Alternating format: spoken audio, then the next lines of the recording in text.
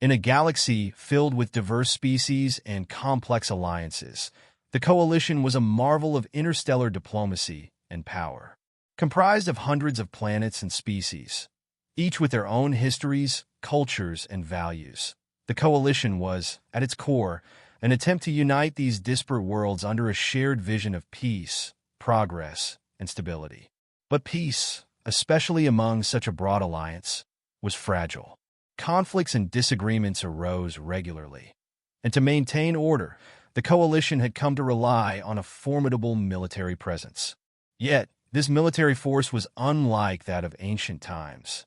No longer did organic beings fight and die in the throes of war. Instead, the Coalition's wars were fought by machines. These machines were more than mere tools. Over centuries, the Coalition's brightest minds had developed robotic soldiers that were leagues beyond the capabilities of any organic soldier. Combat bots ranged from towering behemoths designed for heavy assault to agile, smaller drones for reconnaissance and infiltration. They possessed high-level artificial intelligence, allowing them to strategize, analyze battlefield conditions in real time, and adapt on the fly. Their alloyed bodies could withstand the most brutal weaponry, and their precision in combat was unmatched. By the time the Coalition reached its current era, robots had completely replaced organic soldiers. For most species, war had become a spectator event, a distant and abstract concern managed by the machines. Life in the Coalition, as a result, had grown comfortable and detached from the brutal realities of battle. The thought of an organic life entering combat seemed archaic, a relic of a less civilized past. The Coalition's decision to transition to robotic soldiers wasn't solely about efficiency. It was also about the ethics of warfare. The member species had faced centuries of loss and devastation, and the leaders had vowed to reduce unnecessary suffering. Robots, they argued, could serve the same purpose without the emotional toll. There were no grieving families, no veterans haunted by memories, no young lives snuffed out too soon. Machines were tools that could be repaired or replaced, sparing organic beings the cost of blood and trauma. This new philosophy of warfare, however, created a society that had grown distant from the concept of struggle and survival. Most citizens had never experienced hardship, danger, or the pressing instinct to fight for their lives. They lived within the protected walls of advanced civilization, with robots standing between them and any potential threat. For many, warfare was little more than a battle of algorithms, a calculated game in which their advanced machines faced off against the equally advanced machines of rival factions. As years turned into centuries, war itself changed. Battles became predictable, their outcomes largely determined by the technological superiority of one side's robots over the others. Combat zones transformed into sterile theaters where machines clashed with mechanical efficiency, void of the desperation, fear, and courage that had once defined warfare. Victories and losses were analyzed in terms of resource expenditures and technological upgrades, rather than lives saved or lost. The Coalition became complacent, confident in the infallibility of their machines and the security they provided. It was into this environment of mechanical warfare that the Coalition expanded its borders, always seeking to discover new resources, new planets, and new allies. One such planet was Zereth 9, a mineral-rich world that lay on the fringes of Coalition territory. The planet's resources were valuable, especially to the industries that produced and upgraded combat bots. As the Coalition established mining colonies on Zereth 9, it became a prized possession in their sprawling empire. But in their eagerness to expand, the Coalition had overlooked a lurking threat. Unknown to them, a hostile faction from beyond known space had also set its sights on Zereth 9. This faction, a ruthless collective of alien species that had long held disdain for the Coalition, launched a sudden and brutal assault on the planet. The Coalition, caught off guard, scrambled to deploy their robotic forces to defend Zereth 9. Within hours, waves of advanced combat bots were dropped onto the planet's surface, ready to neutralize any threat. The Coalition leaders had every confidence in a swift and decisive victory. Their machines had faced countless battles and emerged victorious, each new engagement strengthening the algorithms and programming of their combat AI. They were so certain of their superiority that few even bothered to monitor the initial skirmishes. The outcome, they assumed, was predetermined. However, as the battle unfolded, strange reports began filtering back from Zareth 9. Coalition commanders reviewing the data noticed inconsistencies in the enemy's tactics. Unlike previous foes, this invading faction was employing methods that defied conventional military strategy. Rather than deploying their own robotic forces to counter the coalition's machines, they were sending flesh-and-blood soldiers directly into the fray. The concept was nearly unthinkable. For centuries, no coalition member had dared to send organic soldiers into the deadly heat of combat. The very idea was considered reckless and backward, a waste of life when robots could fulfill the same purpose with more efficiency. And yet, these soldiers, members of an unknown species, were storming the coalition's mechanical front lines, engaging the robots in hand-to-hand combat. Commanders initially believed it to be a tactic of desperation, a last-ditch effort by a species without the technological means to match the coalition's bots. But as more data streamed in, it became clear that these organic soldiers were not only surviving, but succeeding in battle. Footage from the combat zone showed these towering alien warriors moving with a brutal elegance, dodging the robots' blaster fire with agility that no machine could replicate. They attacked in coordinated groups, displaying a pack-like mentality and an instinctive understanding of each other's movements. It was clear that these were no ordinary soldiers. They fought with a raw ferocity, their bodies appearing almost impervious to pain, their tactics blending instinct and intelligence in ways that threw the coalition's robotic soldiers off balance. The robots, programmed to anticipate and counter other machines, struggled to adapt to the organic unpredictability of their opponents. Their algorithms were stumped by the sheer physicality and speed with which the aliens moved, the tactical irregularity of their attacks. As the coalition studied the footage, one figure stood out, a warrior of extraordinary size and strength. His skin was marked with deep scars, his movements precise and powerful. He seemed to embody the indomitable spirit of his people, charging in a battle with a primal energy that defied the coalition's expectations. He was soon given a name by the coalition soldiers watching from afar, the Beast of Zareth. Unlike any organic soldier they had ever encountered, the beast appeared to revel in the battle, meeting the coalition's towering combat bots with a combination of brute strength and tactical finesse. He and his fellow warriors tore through the coalition's forces, dismantling the robots with their bare hands, ripping apart metal and circuitry as if they were nothing more than scraps of fabric. These alien warriors became known as Deathworlders, a title born from their origin worlds. Harsh, deadly planets where survival was a daily struggle, where life had evolved under constant threat.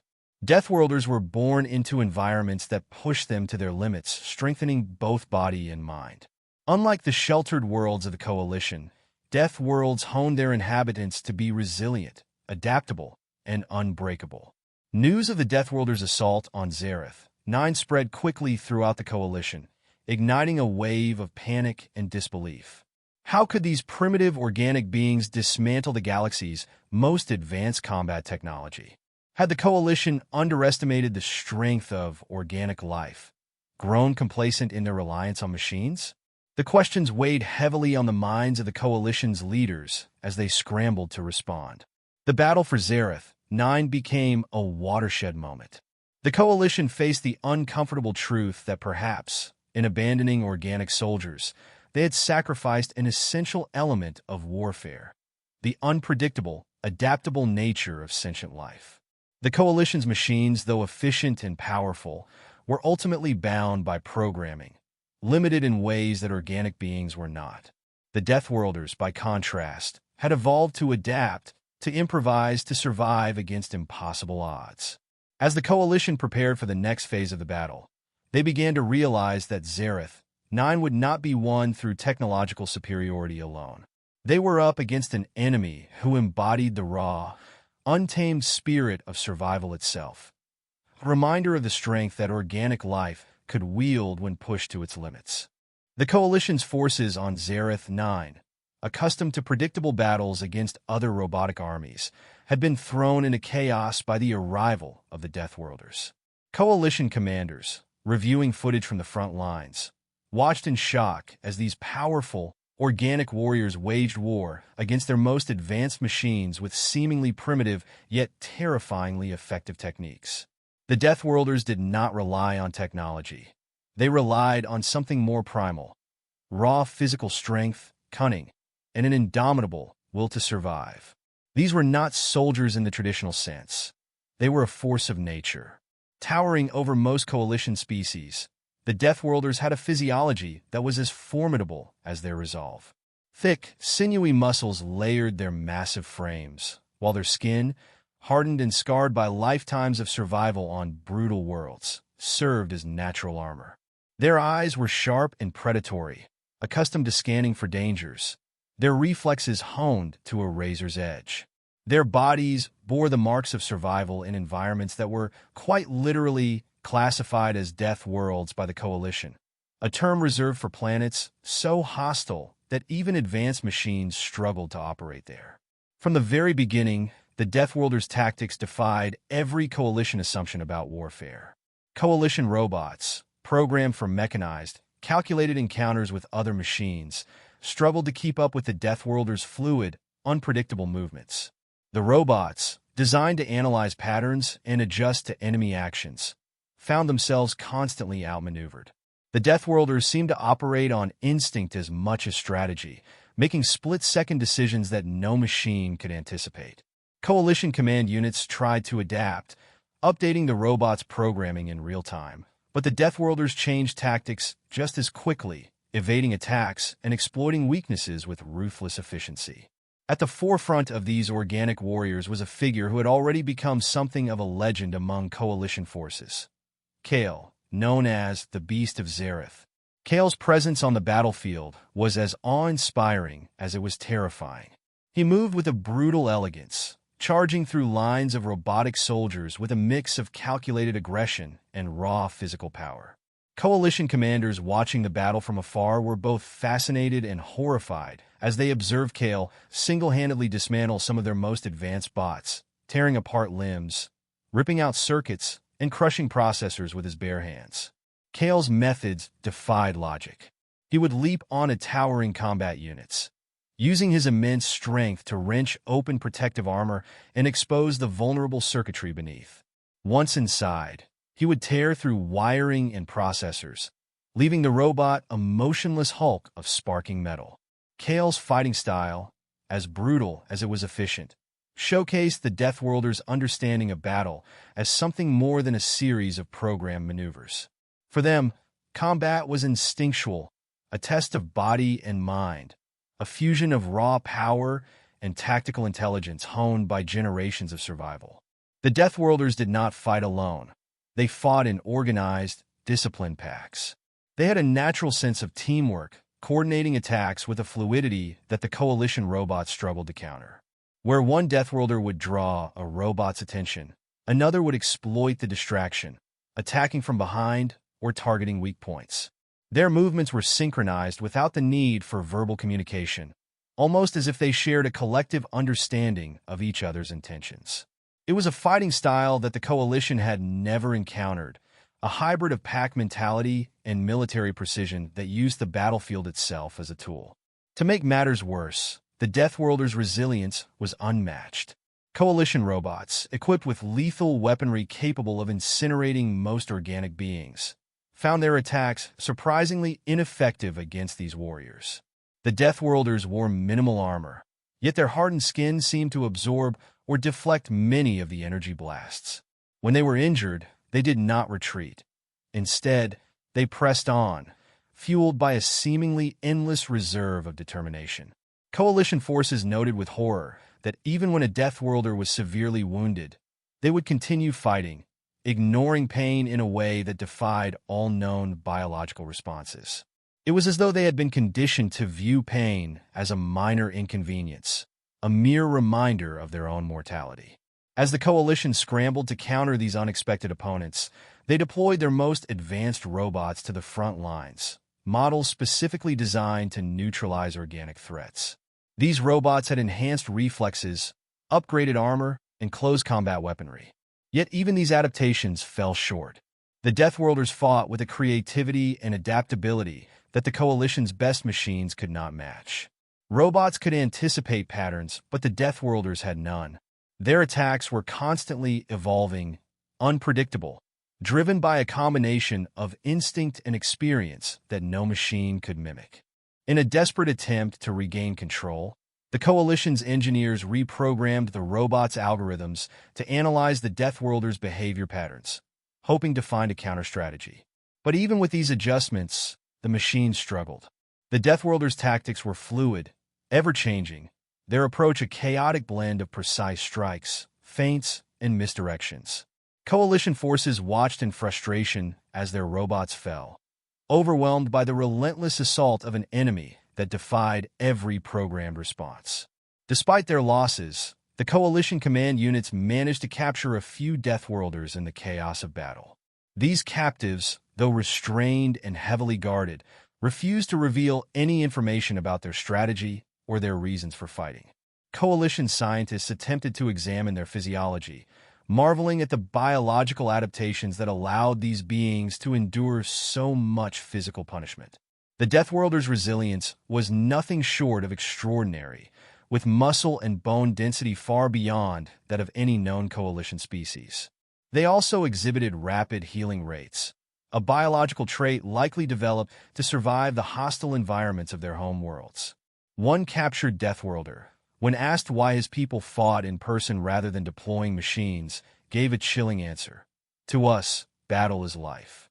To face death is to honor our ancestors, to prove our strength, and to earn the right to survive another day. We do not hide behind metal. We meet our fate head-on. These words echoed through Coalition command centers, sparking fear and awe alike. The Coalition, which had grown so accustomed to the sterile, calculated warfare of robotic armies, was now facing an enemy who saw battle as a sacred trial. For the Deathworlders, war was not simply about winning. It was about proving themselves worthy, about embracing the dangers of existence without reservation. In their eyes, to rely on machines as a buffer between themselves and death was unthinkable, a betrayal of their fundamental beliefs. As Coalition leaders grappled with this new perspective, reports from Zareth 9 grew increasingly dire. Robot after robot fell to the Deathworlders' relentless onslaught. Entire squadrons of advanced combat units were being destroyed, their wreckage strewn across the battlefields as testament to the Deathworlders' overwhelming power. Coalition commanders, many of whom had never seen the horrors of organic warfare, watched in horrified fascination as their prized technology crumbled before these seemingly primitive warriors. It was then that Coalition leadership began to question the very foundation of their military strategy.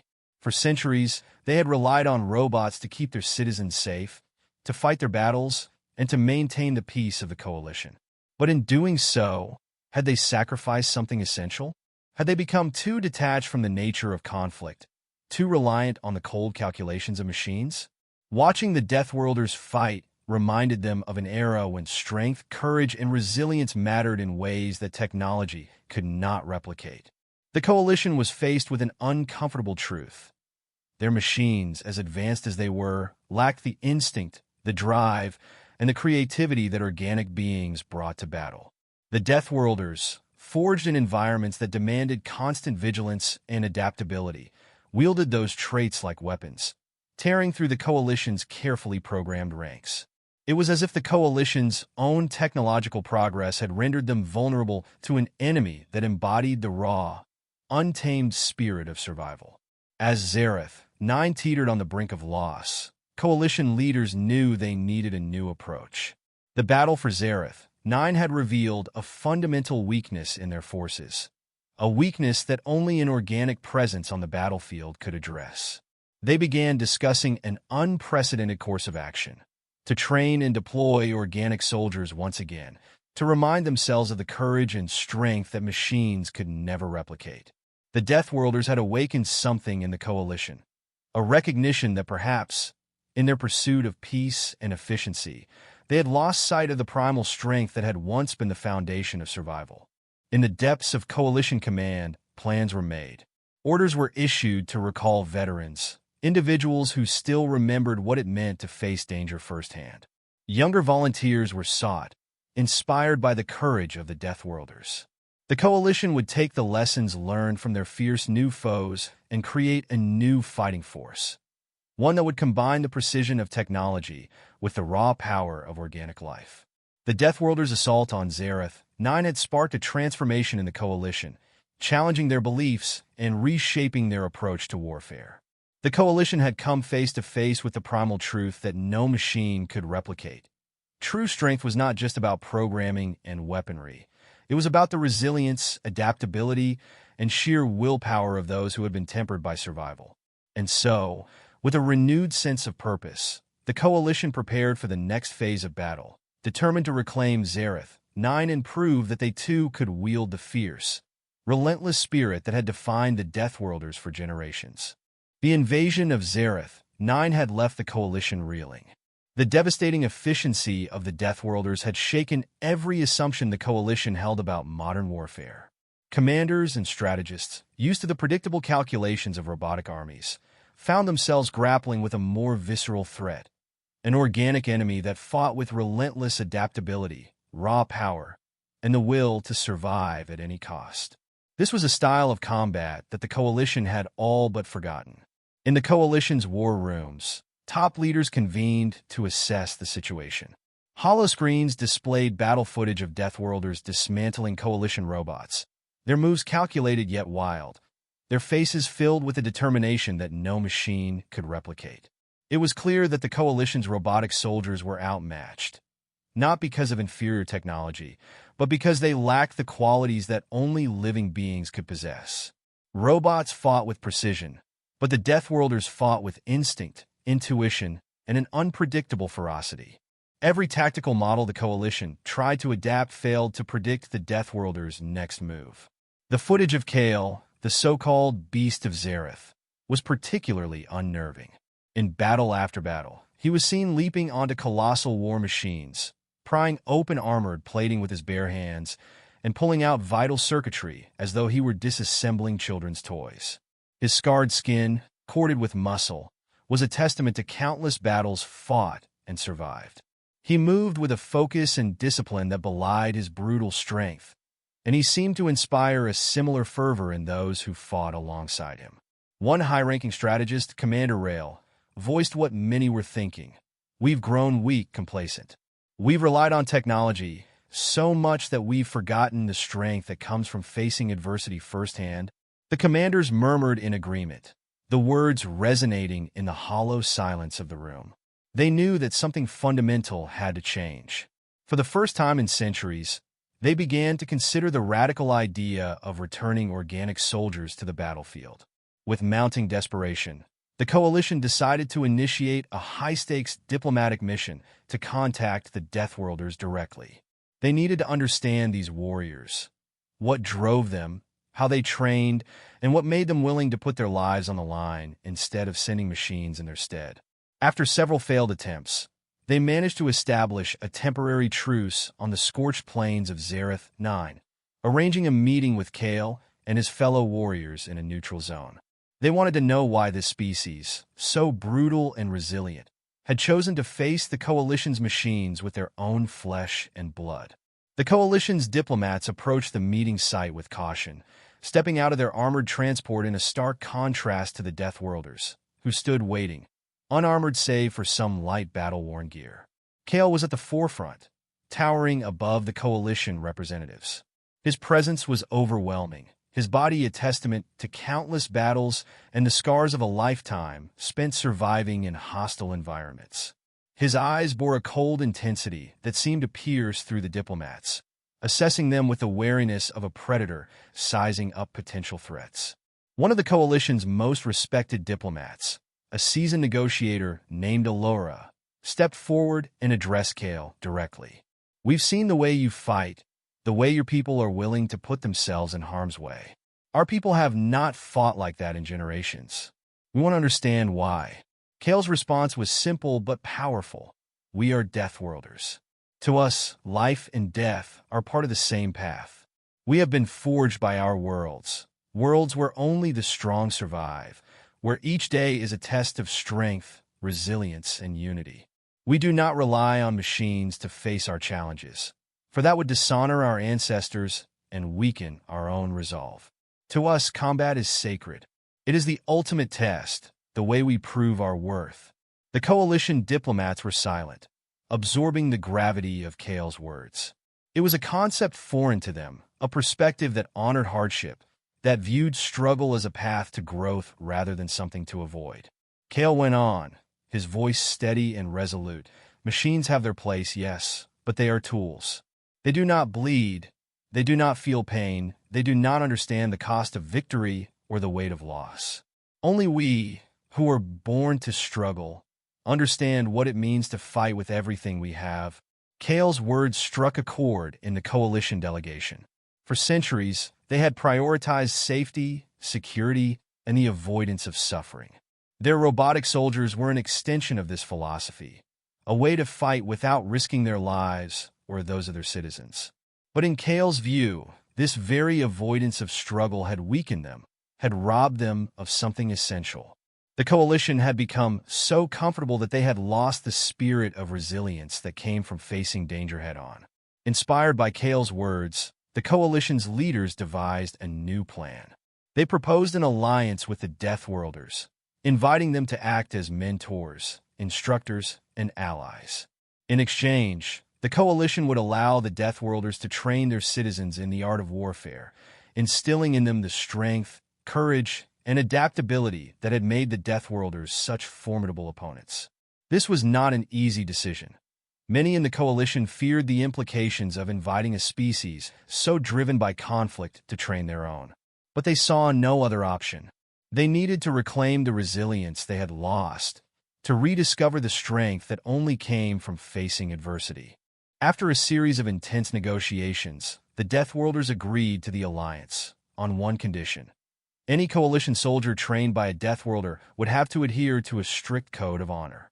They would learn to respect the weight of every action, to understand that war was not a game of technology, but a test of will. The Deathworlders, they emphasized, did not fight for pleasure or conquest. They fought to prove their worth to themselves and their kin. The coalition called this new initiative Project Rebirth. Training facilities were established on Zareth, Nine, and other key planets, transformed into proving grounds where coalition volunteers could learn the art of warfare under Deathworlder guidance. It was the first time in generations that the coalition's citizens willingly chose to train for direct combat, and the response was overwhelming. Citizens from across the galaxy volunteered, inspired by the stories of Deathworlder bravery and eager to reclaim the honor of defending their homes with their own hands. Under the grueling tutelage of the Deathworlders, coalition volunteers were transformed. They trained in harsh environments, enduring the blistering heat of deserts, the bitter cold of tundras, and the hostile conditions of barren wastelands.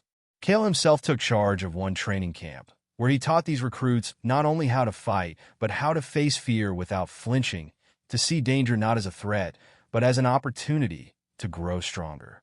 The recruits learned to value every scar, every ache, every bruise as a badge of resilience.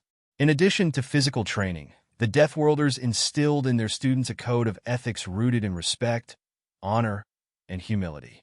They were taught that the act of fighting was not to be taken lightly, that to wield strength required a sense of responsibility. Combat was sacred, a way to prove oneself, not through domination, but through discipline and mastery. For the coalition recruits, this was a revelation. War, they had been taught, was a job to be done by machines. But to the Deathworlders, war was an art, a testament to what it meant to be alive. The coalition's robotic soldiers, once the mainstay of their military, were not discarded. Instead, they were redesigned to work alongside these new organic soldiers, creating hybrid units that combined the precision of machines with the adaptability of organic beings. The Deathworlders helped redesign these robots, adapting them to play supportive roles in battle rather than taking the lead. These machines would serve as tools, but the humans and other species would be the leaders, the ones who made the critical decisions in the heat of combat. The Coalition's transformation did not go unnoticed. Across the galaxy, rumors spread of this new breed of Coalition soldiers, warriors who had regained the strength and spirit that had been lost in the age of machines. For the first time, the Coalition's enemies faced not just cold metal, but living beings with fire in their hearts and the indomitable will to survive. As the Deathworlders' influence continued to shape the Coalition, a sense of pride and resilience spread among its citizens. For the first time in generations, they felt prepared to face the unknown with courage rather than rely solely on technology to shield them. The Coalition was rediscovering what it meant to fight not just with strength, but with honor, to embrace struggle as a path to growth, just as the Deathworlders had shown them. And so, Project Rebirth took root, growing into something greater than any of the Coalition leaders had anticipated. It was not just a military program, it was a cultural renaissance, a rebirth of the Coalition's values. The Deathworlders had reminded them that strength was not about technology, but about the spirit within each being, the will to protect and to endure. As the Coalition prepared to face the next wave of battles, they stood taller, their resolve unbreakable. They had rekindled a fire that had long been dormant, and they knew that, with the Deathworlders at their side, they were ready to face whatever challenges the galaxy might throw at them. Project Rebirth was well underway. Across Coalition space, new training camps sprang up, each modeled after the harsh environments of the Deathworlders' home planets.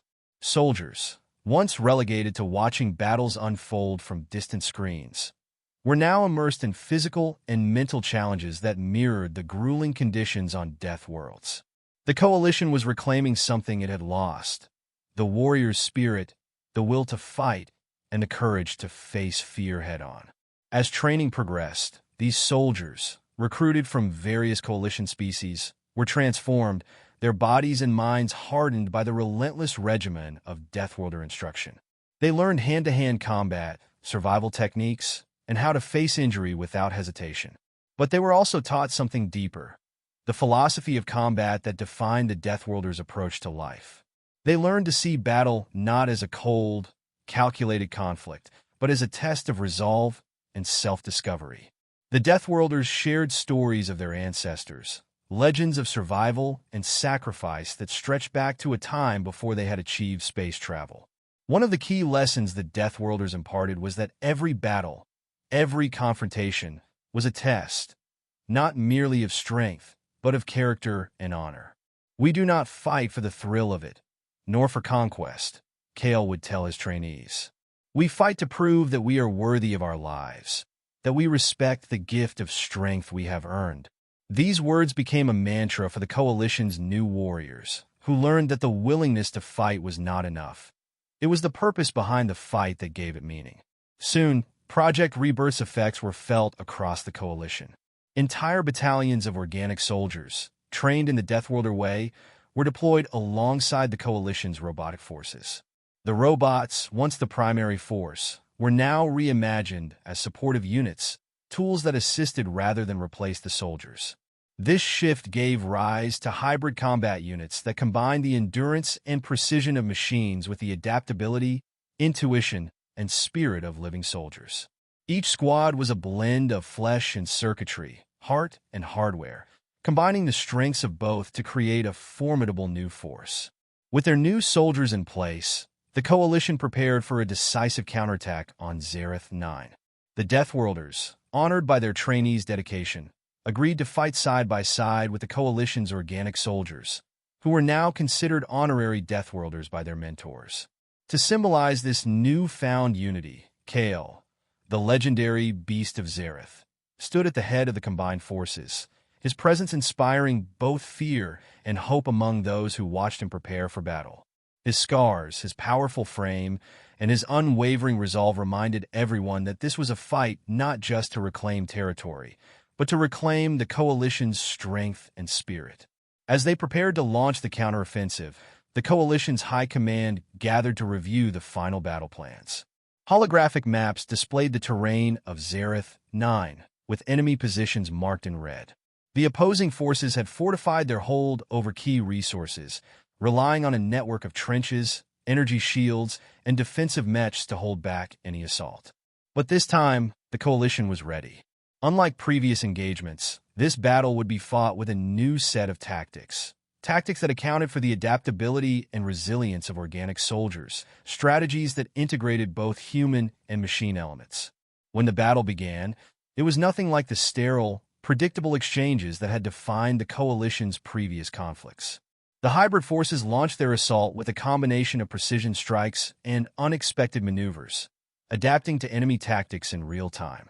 The robots provided covering fire and defensive support, while the organic soldiers advanced with relentless determination, exploiting every weakness, every gap in the enemy's formation.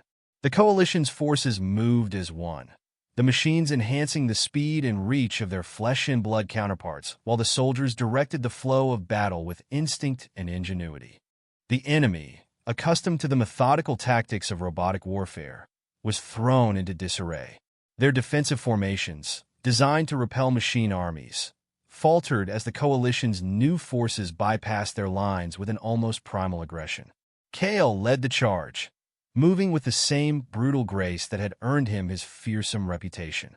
He tore through enemy mechs, dismantling them piece by piece, his strength and resilience inspiring the coalition soldiers around him to press on, to push through pain and exhaustion in the name of victory. Among the coalition soldiers, stories of Kale's prowess and the Deathworlders' bravery became a rallying cry. Each organic soldier fought not just for victory, but to honor the training they had endured, the transformation they had undergone. They embraced the struggle, seeing in it the proof of their own growth, their own ability to overcome hardship. For these soldiers, the battle for Zareth 9 was more than a fight for territory. It was a personal test, a chance to prove that they were worthy of the strength they had reclaimed. As the battle raged on, the coalition forces adapted their tactics on the fly, responding to enemy ambushes, finding new paths through difficult terrain, and pressing forward even as casualties mounted. The Deathworlders, true to their teachings, showed no hesitation in facing the most dangerous parts of the front line, their ferocity and fearlessness pushing the coalition's soldiers to fight harder. In the thick of the conflict, soldiers found themselves face to face with Kale, his presence both intimidating and reassuring. His actions reminded them of their training, of the respect and honor that defined the Deathworlder way. In the end, the coalition forces broke through the enemy's defenses, securing the key positions on Zareth 9. The last of the enemy's machines fell, their circuits and metal remnants scattered across the battlefield as a testament to the coalition's hard-won victory. The combined force of organic soldiers and robots, with the Deathworlders as their allies, had triumphed in a way no one could have predicted. They had reclaimed not only Zareth 9, but also their own lost resilience and courage. The aftermath of the battle was a mixture of relief, pride, and reflection. The coalition soldiers, exhausted yet exhilarated, gathered to celebrate their victory. Kale, who had led them to success, stood quietly at the edge of the encampment, watching the celebrations with a sense of satisfaction. For him, this battle had been more than a victory. It had been a testament to the power of unity and the strength that came from embracing struggle rather than avoiding it. As coalition leaders assessed the impact of Project Rebirth, they realized the transformation extended beyond the battlefield. The citizens of the coalition had watched in awe as their own people fought with a strength and courage they hadn't seen in centuries. They saw their warriors as symbols of resilience, embodiments of the strength that could only be born from struggle and perseverance. Inspired by this, new programs were established to continue training organic soldiers, blending the efficiency of machines with the indomitable will of living beings. Kale's influence became legendary, and his teachings were woven into the very fabric of coalition society. The phrase "strength in struggle" became a mantra, a reminder that true resilience lay in facing challenges head-on, in refusing to yield to the comforts of technology alone. The coalition's leaders recognized that they had not only secured a new military strategy, but had also sparked a cultural renaissance, one that honored courage, sacrifice, and the strength that could only be forged through hardship. Years later, as the coalition expanded and faced new threats, the memory of Zareth, 9 endured. Veterans of that battle passed down their stories, their experiences, and the lessons they had learned from the Deathworlders. The Coalition had become more than a collection of species. It had become a society that valued strength not just in machinery but in spirit. And in their training halls, young recruits would look up to holographic images of Kale and his fellow Deathworlders, the warriors who had reminded them what it meant to fight not just with machines, but with heart. As Kale and his people eventually returned to their own worlds, they left behind a coalition transformed, a legacy of strength that would carry forward into the unknown challenges of the galaxy. And wherever the Coalition ventured, they would remember the lesson that Kale had given them. That true power lay not in technology, but in the strength to face adversity, to honor the struggle, and to emerge from it stronger than ever.